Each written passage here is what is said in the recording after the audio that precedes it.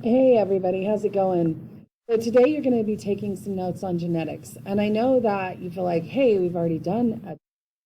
And actually that was just a quick tour to get you started. Today we're really going to get into the nuts and bolts of genetics, and we're going to talk about how genetics work together to make new organisms, and how, especially with sexual reproduction, that results in unique individuals with unique traits that no other organism has on Earth because of the unique blending from those genetics that come from mom and then also from dad. So we're going to be looking through these notes today, these slides, and you're going to be answering questions on your worksheet.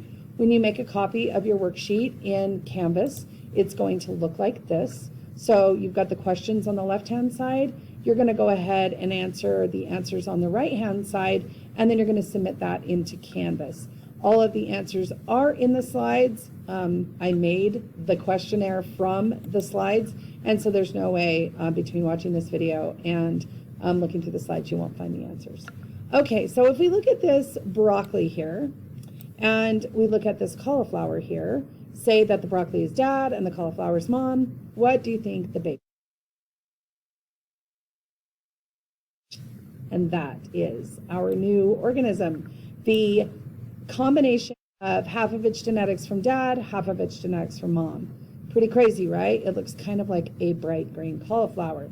But, you know, it's a different thing from cauliflower because it does have a different color and different taste and a little bit different stalk and so on. So it's not identical to either of its parents. It's a unique new individual. Because of its heredity and because its parents sexually reproduced, it got half the genes from mom and half the genes from dad to make a unique combination and a complete. At what happens with sexual reproduction. We have half the chromosomes that come from one parent and the other half that come from the other. This is called genetic variation. We know from our previous experience that in humans, a cell's nucleus contains 46 23 pairs of chromosomes. Here is what a chromosome looks like. We have, it kind of looks like a funky little X, looks like a funky little X, and this is actually the human genome. We have 23 pairs of chromosomes. 2 of the chromosomes are for our gender, and the rest of them are for different things. The genes live on these different chromosomes. And those genes are segments of DNA that code for a specific trait, like the color of your eyes, or what your hair looks like, or the color of your skin, or maybe how high you can jump, whatever. So let's look at what genetics is. Well, genetics is the scientific study of heredity. We know that the genetics of our parents determine our traits, but we don't always just know how. So what if like one parent has blue eyes and the other one has green eyes? We don't know exactly how that. But I mean, are we going to have like blue-green eyes? That's not how it works. It's not a combination of their 2 eye colors.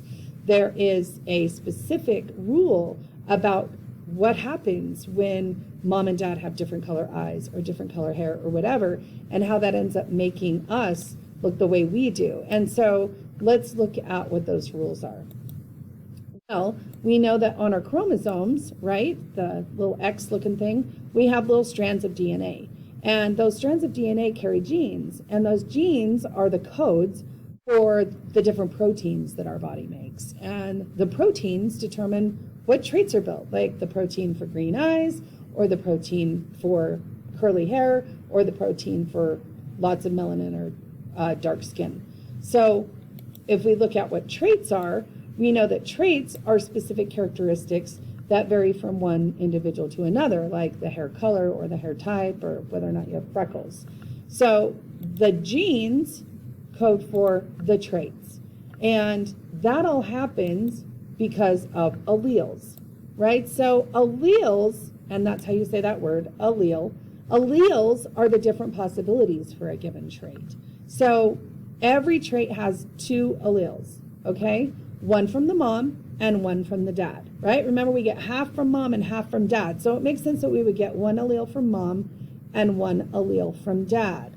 So hair type could be straight, wavy, curly, whatever. We have eyes right here. Here's some examples of alleles. Here's some chromosomes, and we can see that we have different alleles on the different chromosomes. So like maybe the big A or the capital A is representative of brown eyes, but maybe the lowercase a is representative for blue eyes. The big B would be representative for green eyes, and the little b representative for hazel eyes. So maybe we get the blue eyes one from dad and the brown eyes one from mom. So do we get like bluish brown muddy eyes? No, we don't. We either get blue eyes or brown eyes, but not both. So how do we determine which we get? Well, with those alleles, we have what are called dominant versus recessive. So some alleles are dominant and other alleles are recessive. And we know that the dominant allele, which we show by a capital letter, in this one we're using the example of R, but it could be any letter, as long as the letter's capital or uppercase. If we see an uppercase or a capital letter, we know that that allele is dominant. And a dominant allele is going to mask all the other traits. It's going to be the boss, and it's going to be the one that determines what this person looks like or what trait they have, okay? A recessive allele is an allele that someone has that only shows if the dominant trait is not present. So we represent a recessive trait with a lowercase letter. In this case, it's R, because we used R for the one example. We're going to use it for the other. And we have a lowercase r to represent recessive alleles. So when an organism has a dominant allele, we're going to see that trait regardless. But if they don't have a dominant allele, we'll see the recessive and the trait that goes with that recessive allele. So recessive means you're less likely to see it, and it means that anytime the dominant is present, it doesn't matter if the recessive is present, we're always going to see the dominant. So let's look at some dominant and recessive practice. If capital T or uppercase T is straight hair and lowercase t is curly hair, we have two alleles, right? Every person has two alleles, one from mom and one from dad. And if we have a person with two capital T's, because capital T is straight hair and it's also dominant, we know that this offspring is going to have straight hair. Now, if the parents contribute one of each, say mom gives a capital T, but dad gives a lowercase t, and lowercase t, remember, is curly hair, it doesn't matter about dad's curly hair because mom's capital T straight hair is there. So we have an offspring with straight hair. Even though the curly hair allele is present, straight hair allele is dominating.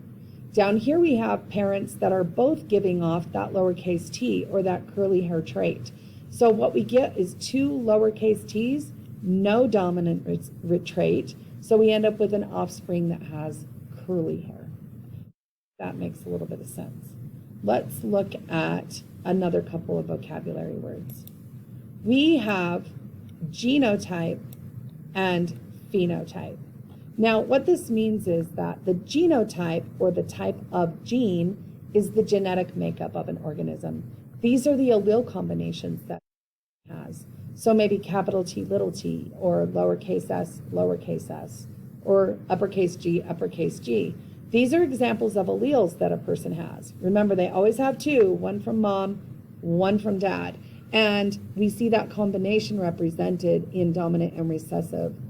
We know that this is called the genotype, or the type of gene that the person has.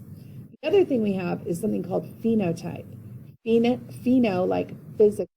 And this is the physical characteristic of an organism, or the way an organism looks. So examples of their traits, right? Like curly hair, or straight hair, or blue eyes. So phenotype is the way an organism looks, or their traits, whereas genotype is the type of genetic alleles they have, or what their allele pairs look like. So if we look at this table right here, we have both genotype and phenotype shown. The phenotype of this particular organism is purple flower, whereas the phenotype of this one is white flower.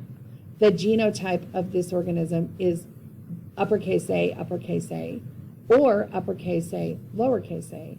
And the genotype of this organism is two lowercase a's. So the phenotype is what it looks like. The genotype is what the genetic alleles are. We always have like three types of genotype, okay? So we'll have what's called the homozygous dominant, meaning that it has two copies of the dominant allele. In this case, we're using R again, so uppercase R, uppercase R. homozygous dominant. We also have the homozygous recessive, meaning that it has 2 copies of the recessive allele. So 2 copies, meaning 2 lowercase, right? Because recessive, so that would be lowercase r, lowercase r. And then finally, we have heterozygous. And heterozygous means that it has 2 different alleles. So homo means same, same. Hetero means different. So heterozygous is 2 different alleles, uppercase R, lowercase r.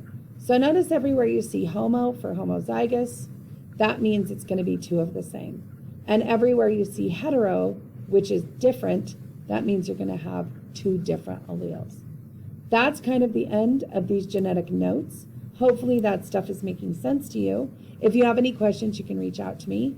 And for today, your Easter egg word is Addie. Addie, A-D-D-I-E. That's your Easter egg word. Hopefully you get this all put into your notes and you get it submitted into Canvas and you're moving on to the next thing. Have a good day.